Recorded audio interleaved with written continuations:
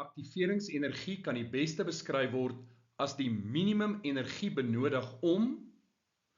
Die korrekte antwoord is A. Effektiewe botsings te veroorsaak. So ons weet A is korrek, so kom ons kyk na B, C en D en hoekom hulle verkeerd is. B verwys na botsings tussen reaktansmolekule. Nou, aktiveringsenergie gaan oor effektiewe botsings, nie bloot enige botsings nie. So B is verkeerd. C, die aktiveringsenergie verhoog nie die kinetiese energie nie. Nee, die aktiveringsenergie is bloot die vereiste vir die reaksie om plaas te vind. So C is ook verkeerd.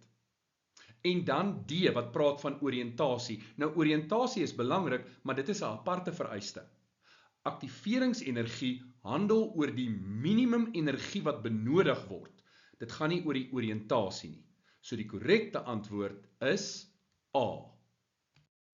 As dit kom by chemiese reaksies, is die sleutelwoord effektiewe botsings. Nou vir 'n effektiewe botsing moet daar aan twee vereistes voldoen word.